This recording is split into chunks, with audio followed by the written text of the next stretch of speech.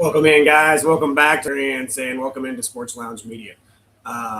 Sorry for the delay. We had some weird technical difficulties. It's a little hot where we're at in Illinois, so we'll just chalk it up to that. But yeah, wanted to welcome everyone. Appreciate it. Tonight's episode is the AFC West Fantasy Breakdown. So again, as we've done last week with the AFC East, we're basically going to break down each team into each division and detail with the player, the team, coaching, just kind of where we are at a standpoint and just in fantasy, in the detail part. Before we get started, we wanted to thank everyone for the 3,000 followers that we hit on TikTok. Appreciate that. Continue to go over there, follow, subscribe. Our YouTube channel needs to be big as well. Over there at Sports Lounge Media, give them a subscribe and like as well, guys. It's free. It's just a click of a button. Doesn't take any of your time unless you want to watch it. And I tell you right now, you're missing out on a lot of content if you don't. So go and do that for me. Question of the night for us. So we're going to start doing a question of the week. I guess we should call it a question of the week for this week, and it's going to be about the AFC West. So make sure you leave your answers down in the comments. Who wins the AFC West this next year, and which AFC West player are we drafting the most? Is it minus the quarterback situation? What player are we excited? Are you excited about most seeing fantasy wise in the AFC West? We'll get started into this. So into Kansas City here, Patrick Mahomes, right? Patrick Mahomes, fantasy upside. I think that for the overall, last year was cut short of the 2025 campaign. Yeah, was cut short by the ACL tear. After finishing quarterback 12 in 2024, he was quarterback 11 last year, even though he played only 14 games. Ranked quarterback 4 in per game scoring, I think that the addition of the next guy that we're going to talk about really is what's going to benefit Patrick Mahomes. I think for him, it's going to be less on the table. He's got to have less on his shoulders with a dynamic backfield partner that he just got. Now, I don't necessarily like what Patrick Mahomes outside of that, and we'll talk more about that. But the Rashee Rice situation, we got Tyquan Thornton is kind of second-year guy. Xavier Worthy, is he wide receiver 1 material if Rashee Rice can't go, or how that plays out? And then is Travis Kelce kind of overstayed his welcome, kind of deal. But we're going to kind of dive into this. But for Patrick Mahomes, I think that he does possess a quarterback 1 upside, okay, per se. He is Patrick Mahomes. He does do the pretty things, the technical things. Does it translate into points is where I'm at. I think that he always puts points on the board, but who is it to? Is it going to be Kenneth Walker running the ball? I think majority of it will. Especially if Rashee Rice can't go for his personal reasons, his lawful reasons, if you will. But Xavier Worthy, outside of that, is Tyquan Thornton ready to step up? I'm not so sure. Again, improved backfield of Patrick Mahomes, in my opinion. He could be a value if he slips around the top 10 quarterback. If you're around that area and you see about 8, who's on the board and Patrick Mahomes is there, I think it could be a good value. On to the next guy, Walker. Huge offseason addition, in my opinion. I think it was one of the best free agency signs in this offseason. Gives Kansas City, I think, a true 3-down back. I think they've been missing since necessarily Jamal Charles. And I really do think that he has legitimate top 10 running back upside. I mean, I think he had that in Seattle, right?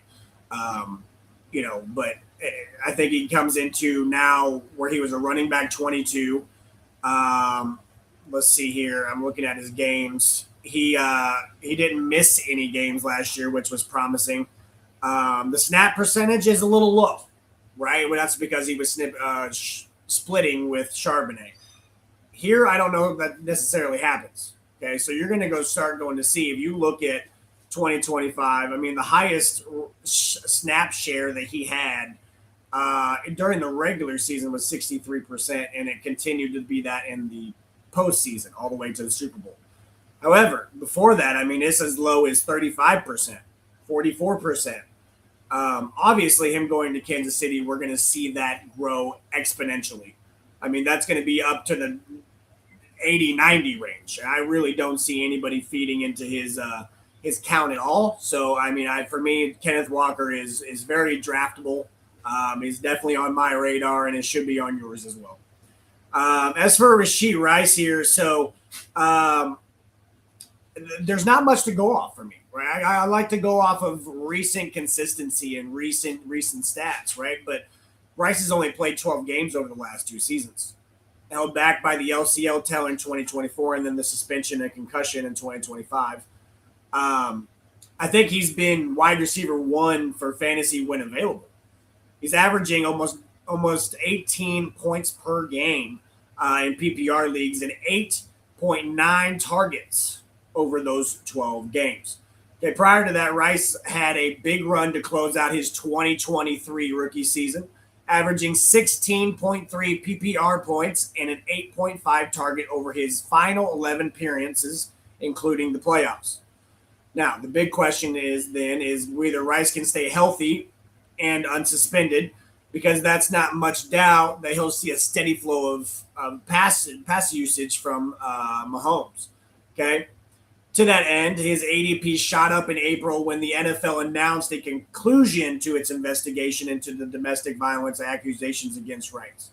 A few weeks later, Rice's ADP dropped back down when a probation violation landed him in jail for 30 days. So again, it's just kind of like, it was clear, and then everybody got excited, got it back in trouble.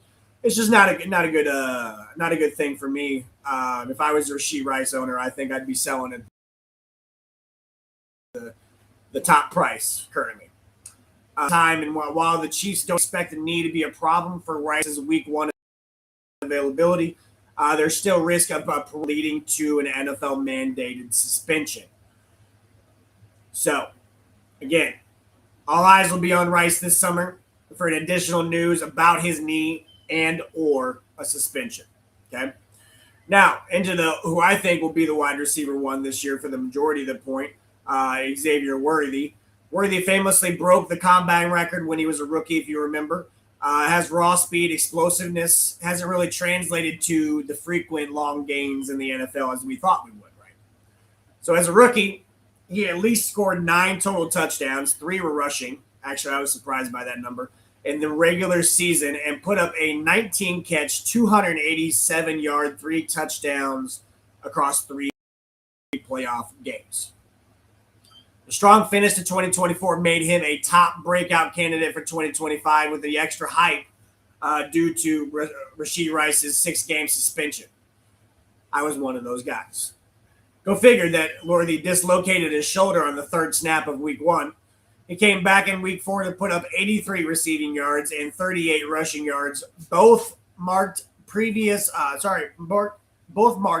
to be season highs by a wide margin, with Worthy recording 11 straight games in which he scored more than 5 PPR points, but fewer than 12 at the same time. Okay, he had just 1 touchdown across 14 games, and on passes 20-plus yards downfield, he only caught 4 of 16 targets for 137 yards. So, whether it was his shoulder being but strength and size were already shortcomings.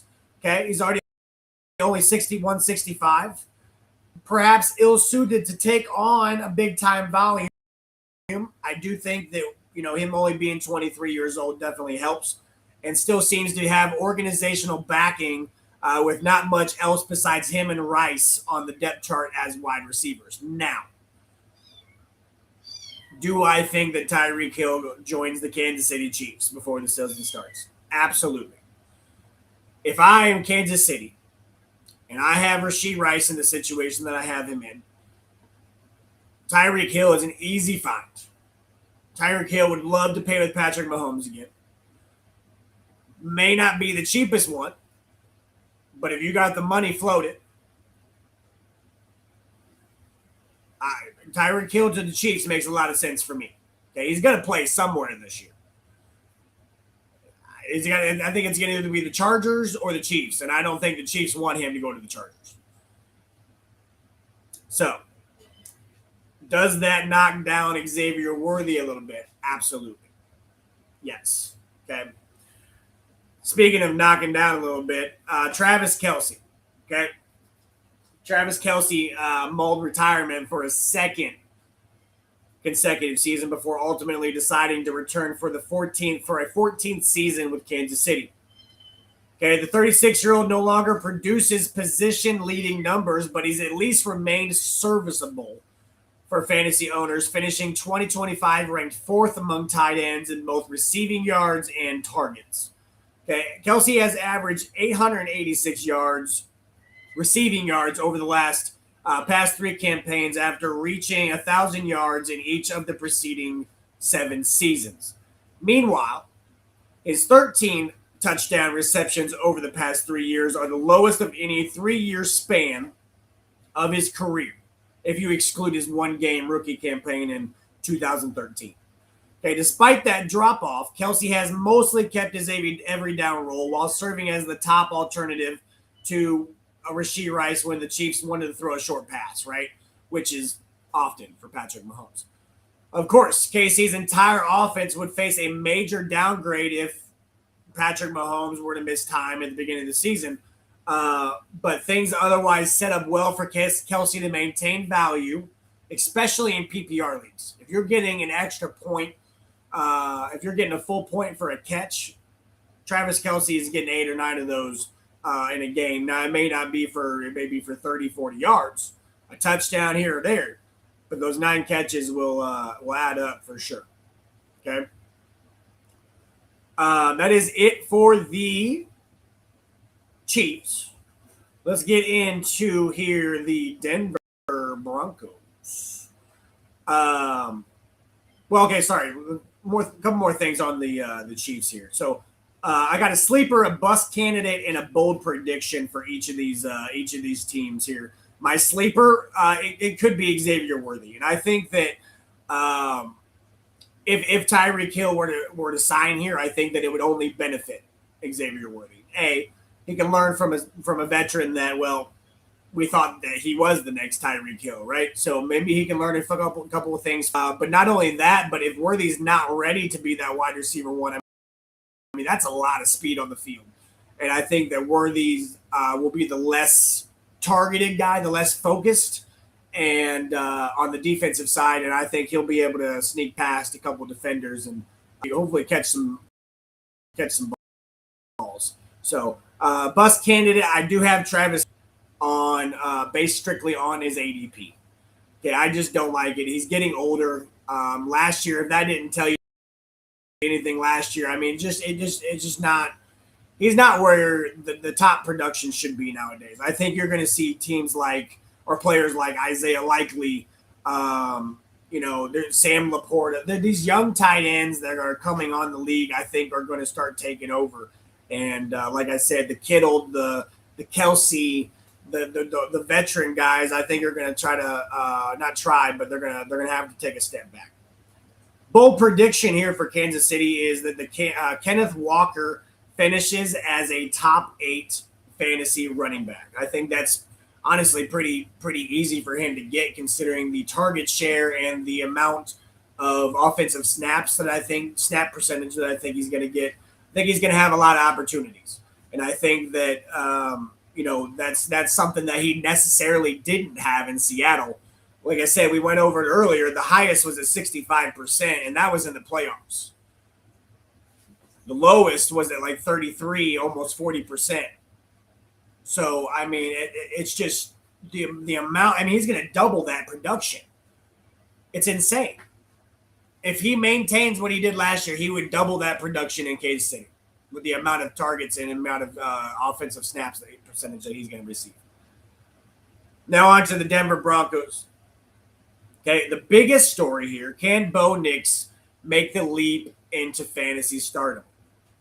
Okay, so for Bo Nix, huge year expectations from him. A year two with Sean Payton. I think he's got the better weapons than ever. Newly acquired Jalen Waddle, Cortland Sutton, Marvin Mims, Evan Ingram. You got R.J. Harvey, J.K. Dobbins. I mean, you got all these guys that now Jonah Coleman, Pat Bryant, Troy. I mean, you got a pretty good offense. And for me, Knicks finished quarterback 7 in fantasy last season, mostly driven by volume as he led the league with 669 dropbacks and 612 attempts. Nearly 71% of his passes went less than 10 yards downfield, which was 5th most. But despite all the short throws, his completion rate was only 63%. He finished 28th in yards per attempt at 6.4. All those dropbacks led to 35 scrambles, which was 10th, which helped his rushing totals, but relied on volume over efficiency is not usually a sustainable fantasy path. Okay, that said, Nix was also quarterback 7 in 2024, and there's no question that Coach Sean Payton's short passing game served Drew Brees, again, as I compared Bo Nix to a lot, well in his later New Orleans years.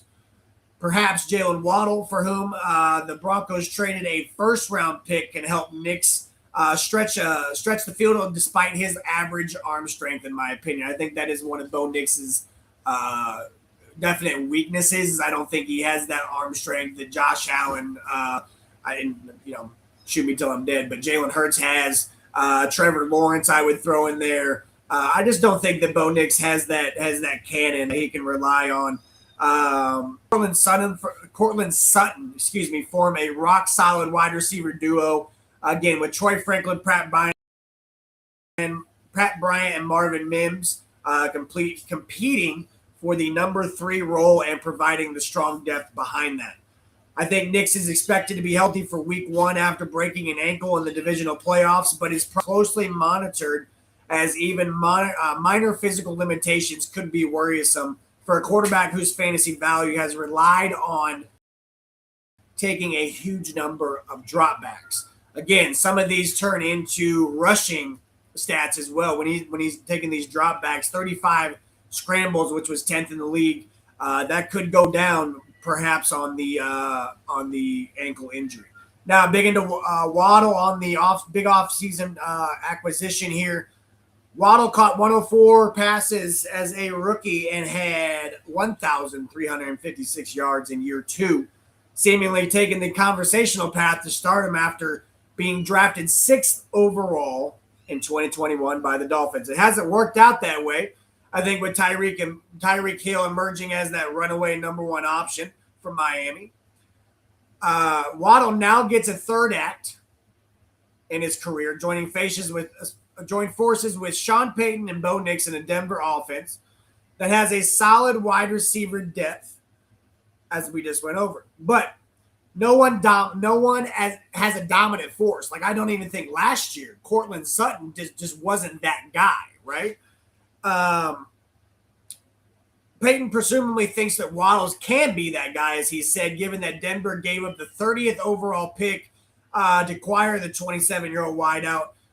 There are some positive signs last season with Waddle quietly ranking 13th among wide receivers in yards per route run, while topping the 9 yards per target for a 4th straight year. His 25.2% marked a huge improvement on his 18.3% mark on the year before. Though it didn't add up too much in fantasy, being with Miami, he'll get a lot more than that in 2026, but he's again working with a quarterback who goes to get the ball downfield, settling for the shorter passes, which is going to require Waddle to require on the yards after catch. Now we're going to get into R.J. Harvey. Sorry for the cats, guys. We got a litter of them in here. Harvey was most promising in his rookie year as a 2nd-round pick out of UFC, scoring 12 times in college, was a rookie last year, was running back 20. So a lot of people, they were sitting there, and I was like, well, he had a better year than Kenneth Walker. And a lot of people were like, what? And yeah, he did.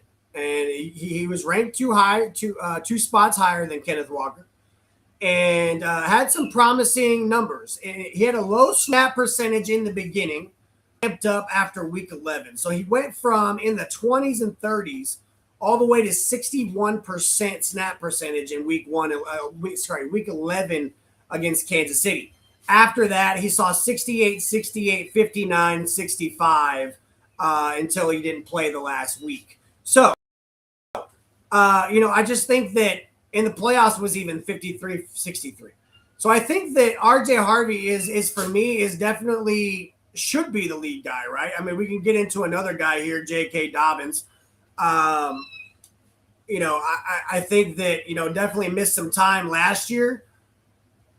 He was the one that came in week 11. That's kind of why RJ Harvey's snap share went up. But I mean, J.K. Dobbins was getting the majority of that beforehand. So, do we see that or do they go the RJ Harvey route, prepping for the future?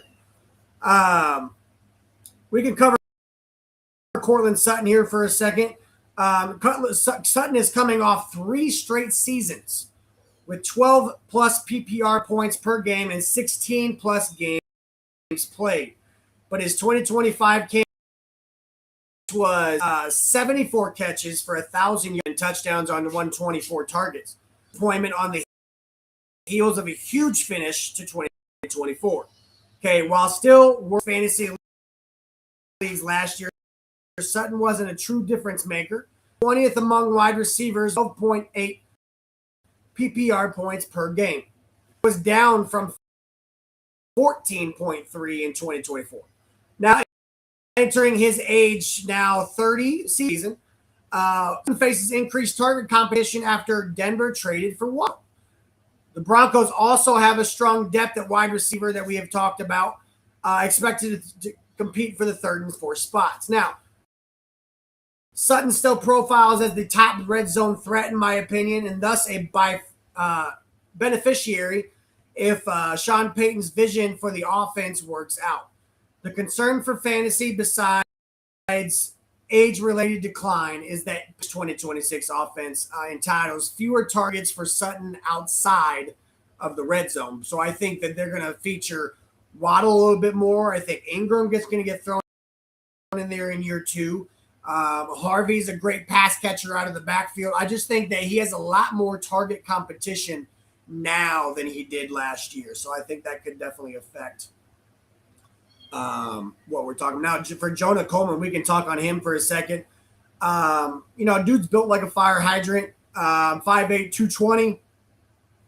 I think he consistently stood out as a power back. So could he realistically maybe see the goal line work that RJ Harvey, I think, struggled with last year? Could. You could see a 3-headed monster here in J.K. Dobbins being the 1 and 2, and RJ Harvey being the 3rd down back, being the pass catching back, and Jonah Coleman being your goal. So, I mean, I could see something like that. So, interesting enough, I was close to drafting Jonah Coleman the other day, but I opted out of it. I'm not willing to wait a year or 2. And I think that's what Jonah Coleman owners are going to have to do, is wait till J.K. Dobbins at least gets out of there to where he can take over the bulk of that, and RJ Harvey, if he doesn't, can still produce in the backfield with the passing game. As for Evan Ingram, did not have a good year last year, struggled in his first year with the Broncos, but it wasn't, I don't think it was due to a lack of opportunities. Right, he ran routes on 78% of his snaps, 3rd most among tight ends. But he finished 15th among tight ends with 76 targets, but ranked 25th at the position with 461 yards while scoring only 1 touchdown for the 2nd consecutive campaign. Now, Ingram will also turn 32 years old in September and appears to have lost a step, which is especially damaging considering the tight end is already undersized and relies on quickness to get past. He had 187 catches for 1,700 yards and 8 touchdowns across 2 touchdowns with the Jags. But I mean, Ingram just hasn't been the same since tearing his labrum in 2024, and isn't really asked to do much by the Broncos, in my honest opinion. The addition of Jalen Waddle, I think the emergence of RJ Harvey could hurt him. As the individual goes. Now, for sleeper, I do have Marvin Mims. We didn't talk about Marvin Mims in depth, but I do think that that will be the third guy that will win that number 3 spot. I think with Cortland Sutton, Jalen Waddle, and even Evan Ingram out there, I think that might necessarily go under the radar. I think that he could have a big opportunity for a couple big games. I think he's definitely draftable, even though he's a wide receiver 3. Bust candidate, I think, is J.K. Dobbins. Okay, I think this is kind of why they drafted Jonah Coleman. I just do. You don't draft. I mean, if you draft a running back after one gets hurt, that one that gets hurt should be a little worried. I think that RJ Harvey is kind of maybe emerging as a breakout. And I think that J.K. Dobbins either could hurt in the target share department, or if he gets hurt again, he might not be in Denver another year. My bold prediction for Denver will be that Bo Nix will finish as a top 5 fantasy quarterback. Okay? So that's just me saying, we covered it. The amount of dropbacks, guys. The amount of dropbacks that Bo Nix in this Sean Payton offense, the opportunities that he had last year, everything upgraded. So if you give him the same amount of opportunities, he should be able to spread the ball around just that much better. I think that, Bo Nix here for a second. Bo Nix last year finished as a quarterback 7. So for me, a quarterback 5 is really not that out there. Again, same opportunities, better offense. Amari on hand. So let's go to the Chargers. Okay, we'll stick with the same game plan here. We'll go quarterback first. Okay, so Justin Herbert for the Chargers. He finished as quarterback 10 last year, thanks to an unexpected rushing production. Okay, he was second among quarterbacks with a career high 498, of which came from scrambling while he was under heavy duress all season. The Chargers' offensive line was injured and ineffective, leading to an incredible 32 line changes as Herbert was pressured on a league high 43.3% of dropbacks and sacked 54 times, which was third. The Chargers now anticipate turning their weakness into a strength with standout tackles Rashawn Slater and Joe both on track for week 1 after the latter played just 6 games. The interior line may also improve thanks to the free agent signing of Tyler Badaz and second-round pick Jake Slaughter. If things go well for the team, Herbert will trade some of last year's scramble yards for, in my opinion, more passing production, benefiting both from the blocking upgrade and a better scheme under the new offensive coordinator, Mike McDaniel. That's what a lot of people forget. Change of new OC. So could be good for Justin Herbert. The play caller and Mike McDaniel should put the strong-armed Herbert in a better position to succeed using the pre-snap notion, play action, and improved running game creates space for his receivers. Okay, the latter was a problem last year as the Chargers receivers ranked 28th in separation, averaging just 3.2 yards. 8 passes, which was ranked 30th. But the team did little to improve the wide receiving core, adding only a 4th-round speedster and Brandon Thompson as depth behind already Ladd McConkey, Quentin Johnson, and Trey Harris. Now, assuming the offensive line holds up, the accurate and efficient Herbert, in my opinion, should thrive in more an explosive offense. They also did add David Njoku as well. So now they got a little dual-headed tight end room there. Now into Marion Hampton. Finished his 35 last season. I think that, overall, the last season was challenging for just overall challenging for the Chargers offense, which eventually imploded under the weight of the offensive line injuries.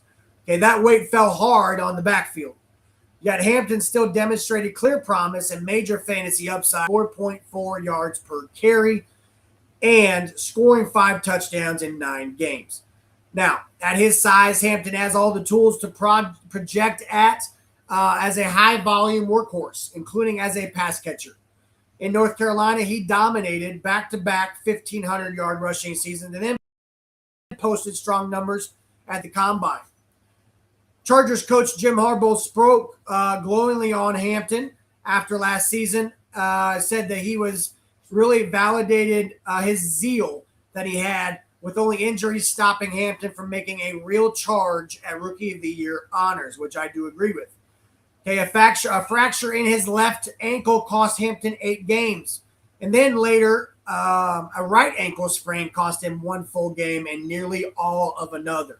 Okay, with Hampton and his offensive line expected back healthy next season, the new offensive toolkit has a full toolkit to improve on Greg Roman's lackluster rushing attack, which is crazy because everybody was under the assumption that Greg Roman coming from Baltimore, where it was J.K. Dobbins, and it was this great rushing attack. No, it wasn't.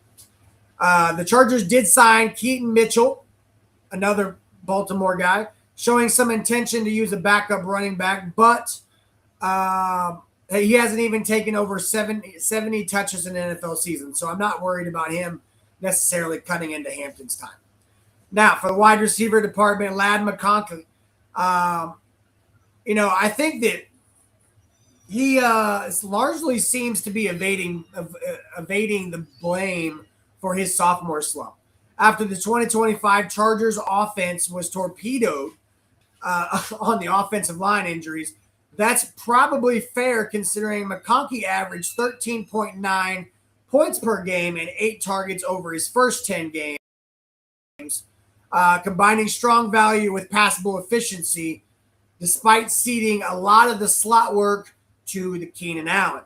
Now, it was a different story entirely over his final 7 games, including the playoffs, with McConkey recording no more than 6 targets, 4 catches, or 43 yards in any one contest as the Chargers went into a first shell to really keep Justin Herbert alive and stop getting hit so much. Better injury luck in 2020 would go a long way, but the Chargers aren't counting on that alone. Again, to replace their offensive coordinator, Mike McDaniel is bringing in fullback Alec Ingold with him from Miami, and again Mitchell and Charlie Kolar, who is more of a blocking tight end this offseason. They clearly intend to run the ball, and it sets up favorably for McConkey in terms of per target efficiency and weak competition for wide receiver snaps. Now, I think that Quentin Johnson, is still the red zone guy. Again, guys, we touched on him last year. He finished as the wide receiver 34. He did have, I believe, 8 touchdowns. Let's see here. 2, 4, 6, 8 touchdowns. Yep, which is, I think, was tied for third. I mean, he had almost damn near McConkey beat out. I just think that I feel like Quentin Johnson gets a lot of hate, but then again, he disappears at times. So I'm not sure how to feel about Quentin Johnson. It's just more of those I got to see it before I believe it ones. But the touchdown upside is there for sure. So it's draftable, absolutely. We'll get into this tight end room here real quick. Gatson, and then we'll get in, Njoku. I really think that Gatson was overshadowed by Loveland, Warren, and Fannin in that class. But I think that him being a 5th-round pick, he showed plenty of promise in his own right. Tied for 19th among tight ends with 69 targets, Gatson finished 11th at the position in receiving yards while ranking 3rd in yards per catch. Having converted from wide receiver to tight end in college, Gatson offers more downfield playmaking ability than others at his new position, creating the possibility for fantasy value even when he loses some playing time to superior blockers, considering they're going to run. The Chargers have replaced veteran backups Tyler Conklin and Will Disley with the Charlie Kohler and David Njoku. Okay. I think that Gatson and Njoku, Njoku was a tight end 34 and Gatson was tight end 15. I think they're going to kind of balance each other out. And I think you could see two top 20 tight ends. Vidal, Mitchell, not really worried about that backup running back room. I think that Mitchell could see a little bit of time, kind of like he did in Baltimore. But I think other than that, I'm just not sold on I'm really sold on Amarion Hampton. Sleeper, bust candidate, bold prediction. Sleeper, I do have Quentin Johnson. Okay, because I think he's underrated in the fantasy world because of his touchdown production. 8 touchdowns is a healthy season in fantasy. Okay, I think he has that ability to be the red zone threat. I think he has the ability to be that number 2 and prove to be a good number 2 for Justin Herbert. Maybe Quentin Johnson extra time that the offensive line is going to get developed. Bust candidate, I didn't really have one. And I think that everyone's really priced fairly at their ADP. I went through it a couple times, really multiple times. And, really one didn't really jump out. So ADP of all Charger offensive players is fairly fair. My bold prediction is Amarion Hampton finishes as a top 10 fantasy running back. I think the volume's there, as it should be. I think the only threat, again, would be Keaton Mitchell. Vidal saw a little bit last year, but he didn't really show much promise. Hampton led that, right? I think he overtook that. And I think this is a Hampton-led offense. I think you could also see about an 80-90 target here. I mean, a snap percentage. Let's get into the last team here, which is going to be the Raiders. Who's the quarterback going to be? Curtis, Fernando Mendoza. We'll cover them both at the same time, right? Because I think that you'll see one in Kirk Cousins the beginning of the season. I think you'll see Fernando Mendoza roughly around week 7-8. Okay, it's probably going to be a home game so they can sell some tickets. They want to get Fernando Mendoza implemented in this offense. Make sure he knows it. You're spending a lot of money for Kirk Cousins, and so there's no reason not to spend this money. Okay. I think, with Cousins taking over the starting job in Atlanta midseason last year after Michael Penix had his injury, Cousins breaking 200 passing yards just twice, and near the bottom of the league in most passing categories, including completion percentage, on-target percentage, yards per attempt, and average target depth. He signed this offseason with Las Vegas, where the plan is that number 1 overall pick Mendoza got to start his career on the bench. Despite signing Pro Bowl center Tyler Linderbaum, the Raiders may lack confidence in their offensive line, which plays a big part into not just throwing Mendoza out there. Cousins can at least be relied upon to handle the playbook of new coach Clint Kubniak, who worked for the Vikings during some of Cousins' best years.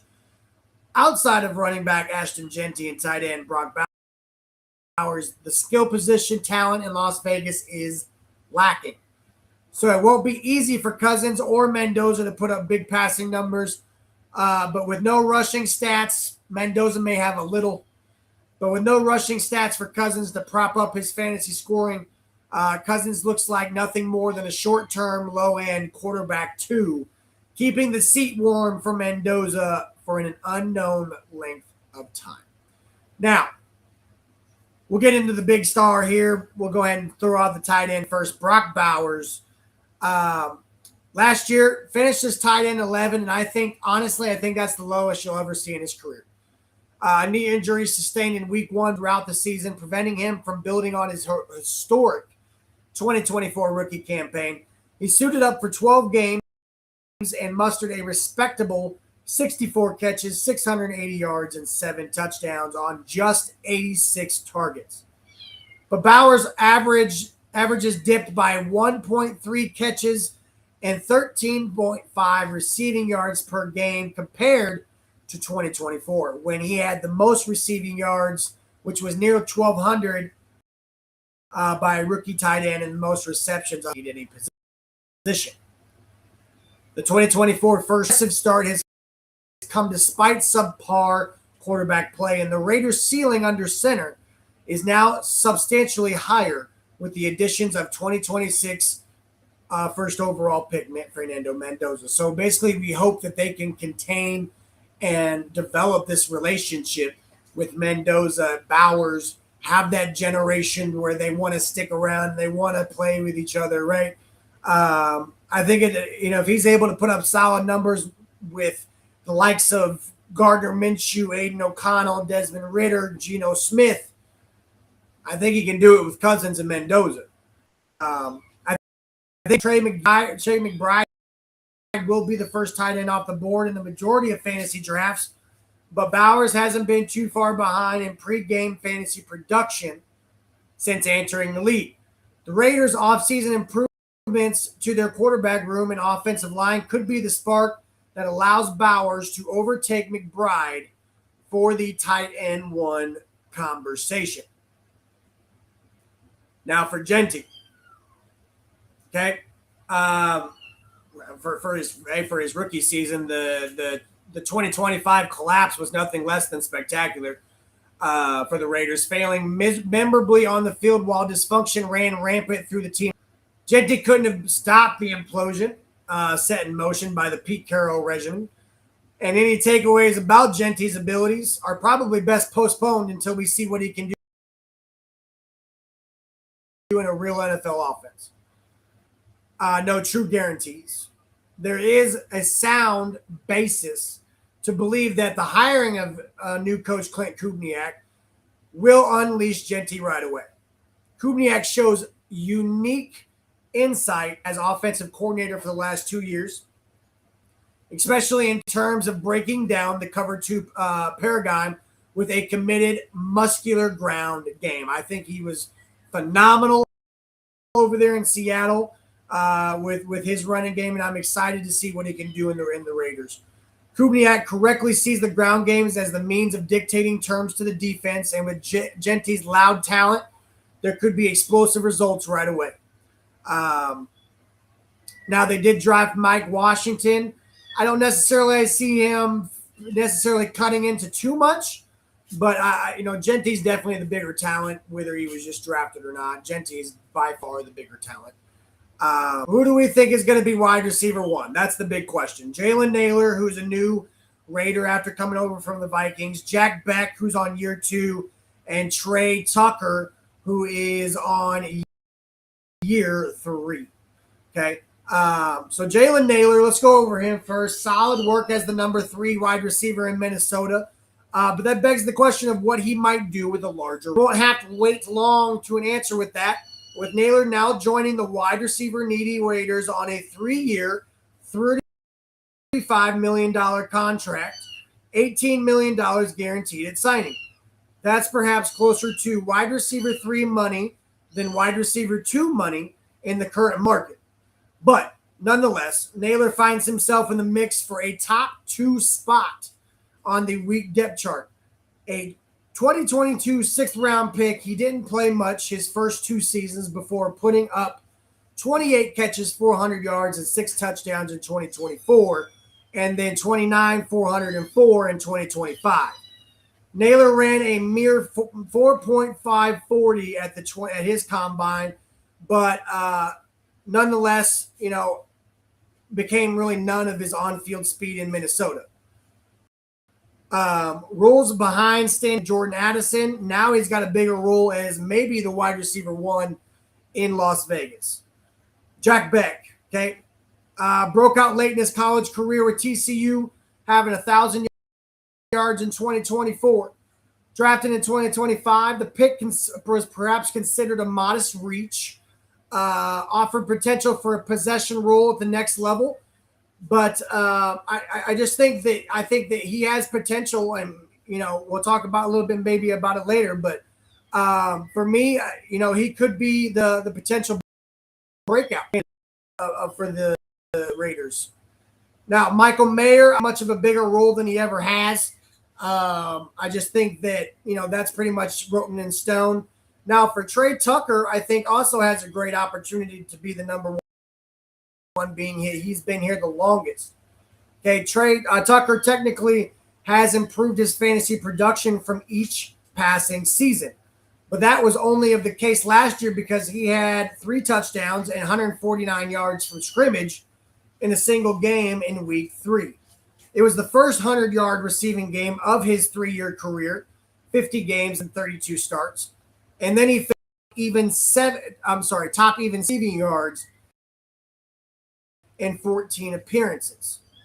Blocking, coaching, and quarterback play were all a huge problem outside of Tucker's control, but it's nonetheless difficult to envision long-term upside on the heels of a back-to-back years with huge route volume and minimal production. The problem for the Raiders is that they don't have much else help at wide receiver, with Naylor being the big upgrade for a wide receiver room that otherwise returns Jack Beck and Dante Thornton. Okay, I think Naylor's contract in that makes him a near lock for Tucker's track record should make him the favorite for the other. Just don't expect much in terms of efficiency. Okay, so now as for the sleeper, I would say that. I think he, again, is owed the wide receiver 2. Give him the shot, give him the chance, especially the first couple weeks, to really show what he can do. I think that he could prove a lot of people wrong. Bust candidate, Raiders wide receiver room outside of Tucker. I'm not excited for a room outside of Tucker, even Jalen Naylor. I just don't see it happening. Bold prediction, Brock Bowers finishes as tight end 1 overall and finishes the year healthy. Now, for the AFC West position rankings, quarterback-wise, I would have Bo Nix at 1, Mahomes at 2, Herbert at 3, and Kirk Cousins-Mendoza at 4. Running backs, I would have Genty at 1. I mean, I think it's like a 1A, 1B. 1A, 1B with Genty and Walker. I think they're really both. I think this running back room is really strong because Marion was even harder too. Walker, because of the volume and snap percentage, I would say Genty at 2, Amarion at 3, Dobbins, RJ Harvey at 4. Wide receiver-wise, so I went top 8. I would do Jalen Waddle, Rashee Rice, when on the field. Ladd McConkey at 3, Xavier Worthy at 4, Cortland Sutton at 5, Marvin Mims at 6, Quentin Johnson at 7, and Trey Tucker at 8. Tight ends, I went Brock Bowers at 1. 2, I had David Njoku. A lot of people are going to hate that because they didn't put Travis Kelce. But I think that David Njoku is going to be a weapon for Justin Herbert this year. I do have Travis Kelce at 3 with Evan Ingram at 4. Winners of the 5 players. Okay, I think Kenneth Walker was a huge winner. Kenneth Walker was a huge winner going to Kansas City. Jalen Waddle going to Denver. And I also put Bo Nix. Getting Jalen Waddle was a big upgrade for them. Ashton Genty, I think, improved because of the offensive line improvements and the coaching change. Brock Bowers as well because of those reasons, and the quarterback change as well. Losers of this offseason, I had Travis Kelce because it's just the age gap, man. It's the last season that I just watched. It's the distractions. It's I honestly I'm interested to see if I wouldn't split him and Noah Gray 50-50 to get Noah Gray ready. I mean, realistically, you start thinking about the future. I know 14 good seasons.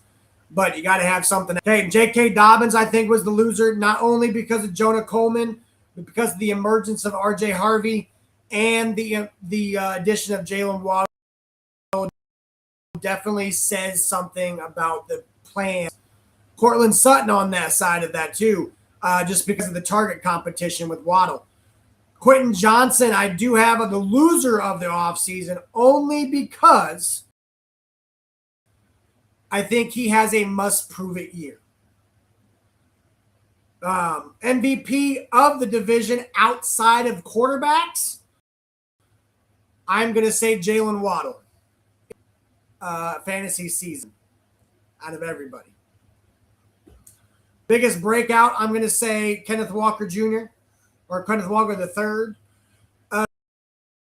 Biggest bust, I'm going to say I keep wanting to say Xavier Worthy, but I'm going to say I might say Ladd McConkey.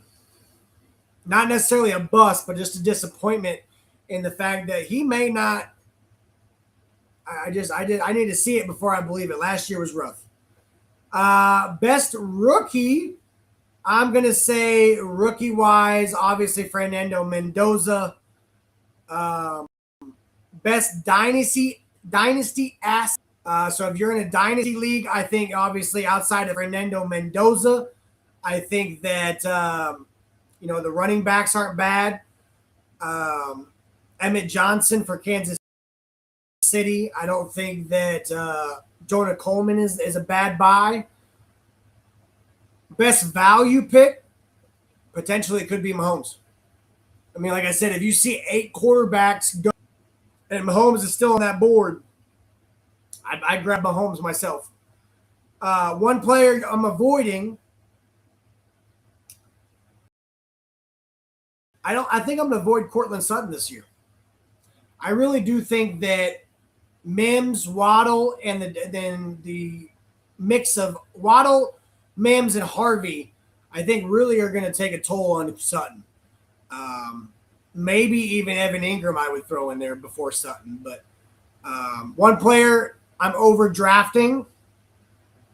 One player I'm reaching for, I would say a lot of opportunities, a lot of dropbacks, folks. A couple chat questions here. If you guys want to put this in the chat, we can answer at a different time. Who wins the AFC West? Okay, that's number one. Who finishes as the highest scoring fantasy player in this division? Do you take Mahomes or Bo Nix? Genty or Kenneth Walker? Kelsey or Bowers, and your biggest sleeper? Next week's show, the AFC North, which will be Browns, Ravens, and Bengals. Appreciate everybody coming out. I think we have a couple chats here that we can test out here.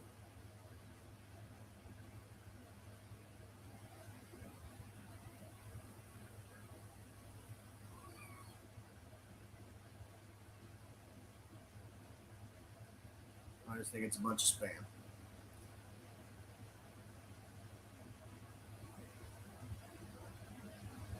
Yeah. Just said stream. Okay. Anyway, sorry. I appreciate everybody coming out. Thanks for joining us and coming and joining the lounge. Reminder to subscribe. Reminder to like it. YouTube, TikTok. We're going over there, guys. You want to be a part of it. Again, next week is the AFC North. Tune in. Steeler fans, tune in. Browns fans, tune in. If you're not an AFC North fan and you want to draft somebody from the AFC North, Ja'Marr Chase, Joe Burrow, tune in.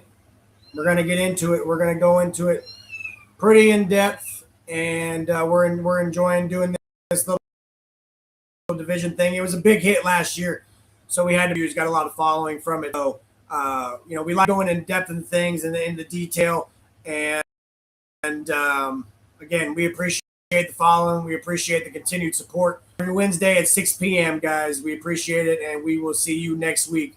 Happy 4th, guys. Happy 4th, and stay safe out there. Appreciate it.